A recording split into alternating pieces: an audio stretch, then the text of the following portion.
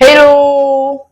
Bienvenue, j'espère que tu es bien installé. Alors aujourd'hui, on va faire un exercice corrigé portant sur les bases de données pour la classe de terminale, à savoir terminale C et D. Donc, notre séance va s'articuler comment? On aura l'énoncé de l'exercice et puis on aura la solution de notre exercice. Donc, on se prend tout de suite après le générique.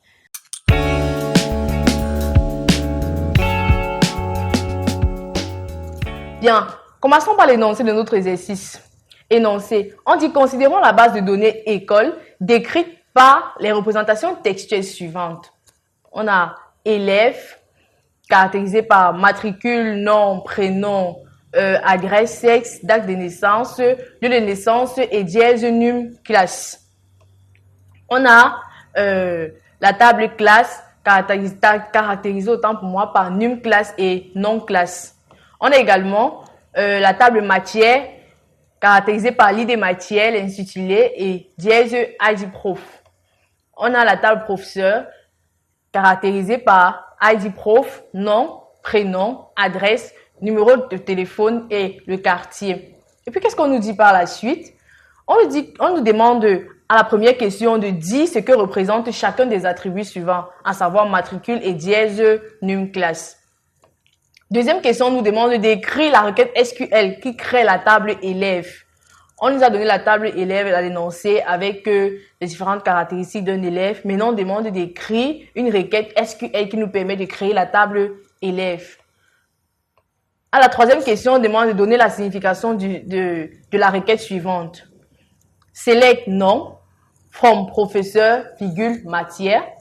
Where professeur.id prof égale à matière.id prof. En matière.intitulé égale à informatique. Donc, on me demande de donner la signification de la requête SQL, de cette requête SQL.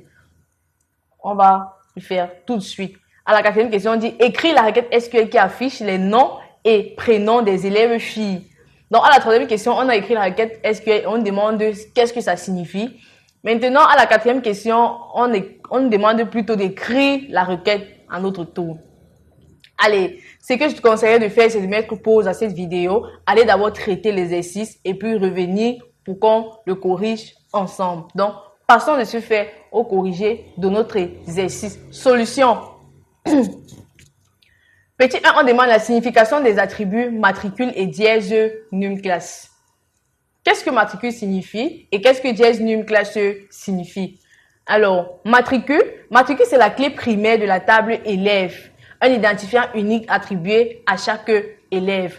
On sait qu'en base de données, chaque table a son identifiant. Donc, la table élève a son identifiant qui est matricule. Identifiant, c'est-à-dire quoi? L'élément qui permet de reconnaître un élève dans un établissement ou bien dans une salle de classe si on se base sur le contexte de l'établissement. Si on se base sur le contexte de l'école, contexte scolaire en général. Donc, matricule ici n'est rien d'autre que la clé primaire de la table élève, donc l'identifiant unique qui permet de reconnaître chaque élève dans une salle de classe, dans un établissement, dans une école.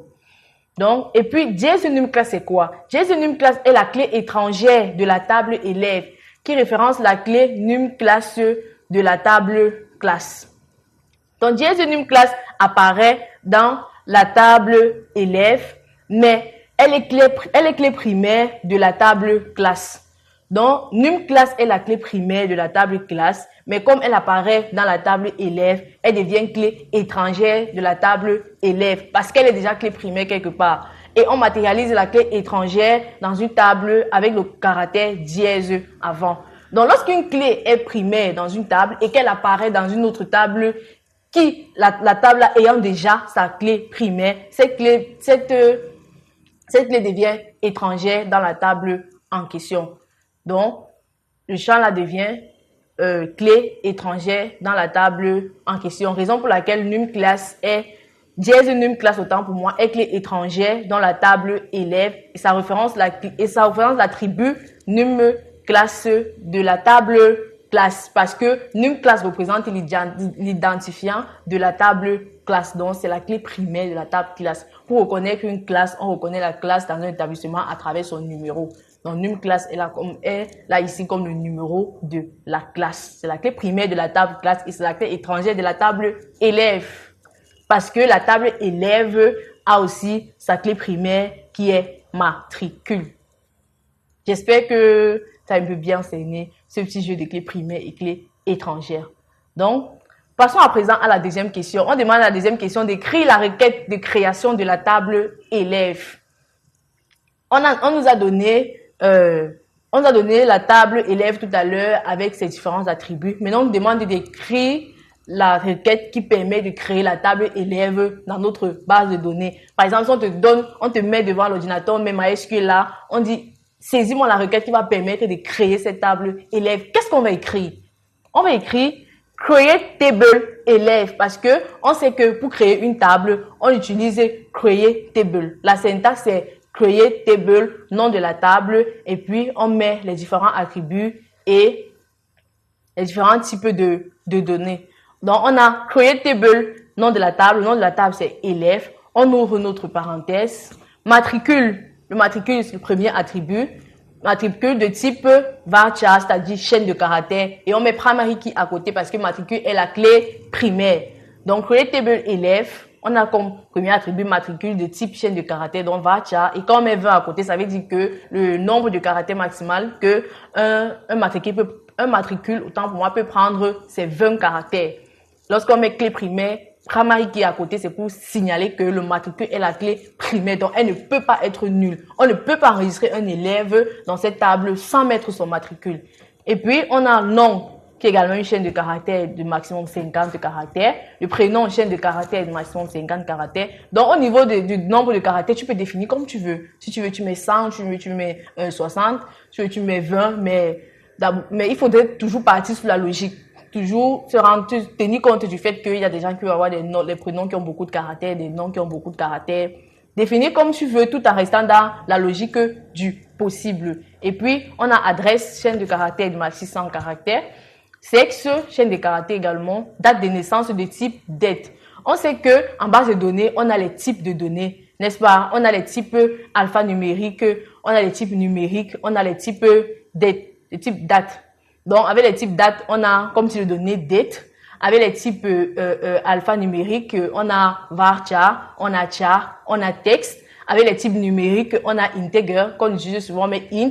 On a float pour les nombres en virgule. Integer, c'est pour les nombres entiers. Donc, ici, on met date de naissance qui a pour type de données date parce que date est un type de données en MySQL, en base de données. Donc, il faut aussi maîtriser tous les différents types de données. On a cité les données alphanumériques, on a cité les données numériques, et on a cité les données de type date.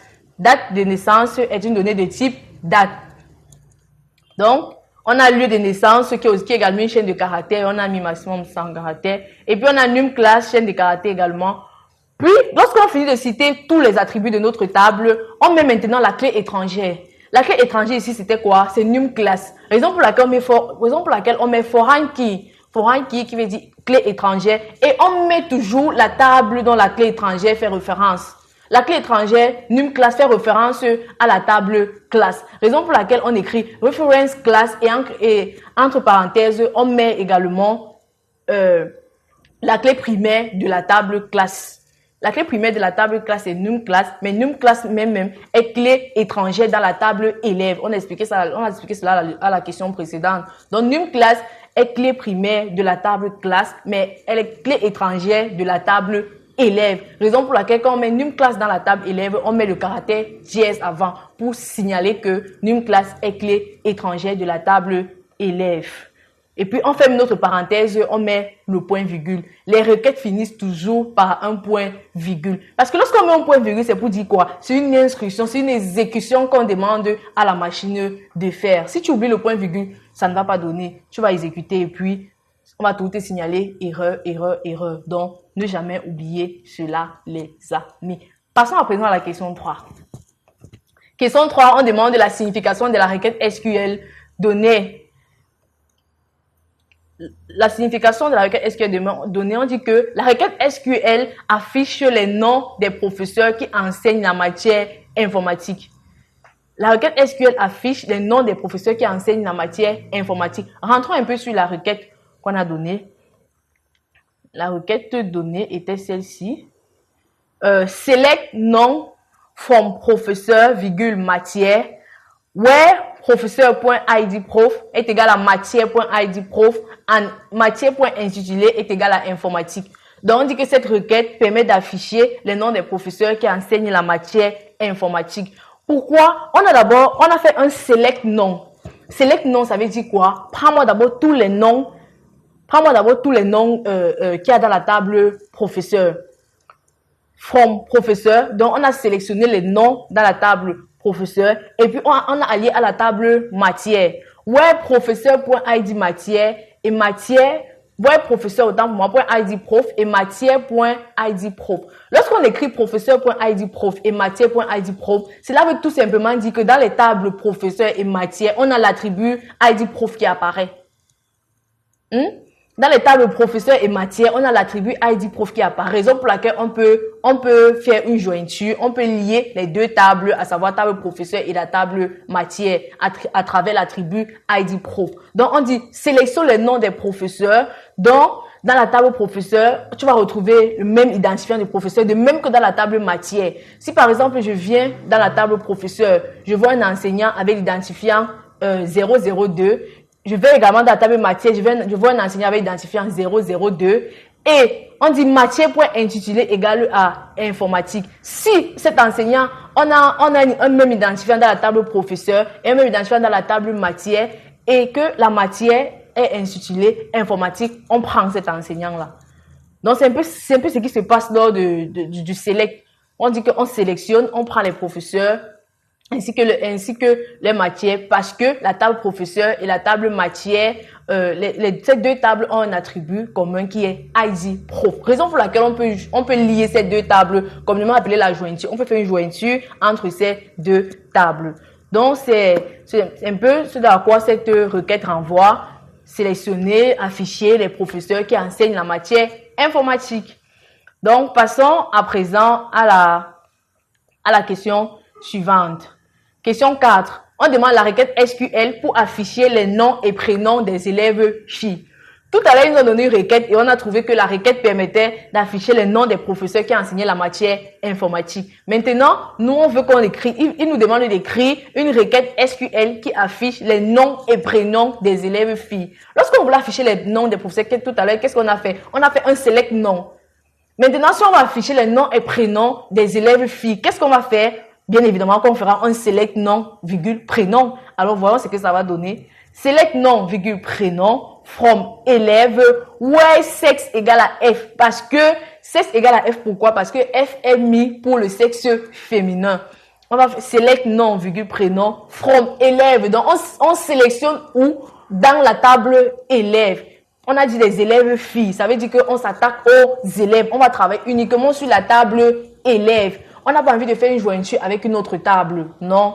On va toucher uniquement la table élève. On va sélectionner le nom et prénom des élèves filles où le sexe est égal à F. Donc, select nom et prénom de tous les élèves. Qu'est-ce que la requête fait? Il va dans la table, il sélectionne le nom et prénom de tous les élèves. Maintenant, lorsqu'on met la condition where sexe égale F, ça veut dire quoi? Va encore dans tous les noms et prénoms que tu as sélectionnés. Recherche-moi là où, au niveau de l'attribut sexe, on a F. Il filtre encore également. Il va donc nous ressortir à la fin les noms et les prénoms de tous les élèves où on retrouve l'attribut, où au niveau de l'attribut sexe, on a F qui veut dire féminin. Donc, il aura donc sélectionné les noms et prénoms de tous les élèves filles de notre base de données, plus précisément de notre table élève. Donc, j'espère que tu as aimé la vidéo et que tu as compris le concept de création des requêtes SQL et de dire à quoi renvoie une requête qui a été écrite. Donc, qui a été écrite autant pour moi. Donc, on se retrouve dans une prochaine capsule vidéo. Donc, n'hésite pas de t'abonner, de liker, de partager afin de mieux comprendre les notions et les prochaines capsules vidéo à venir. Donc, bye bye.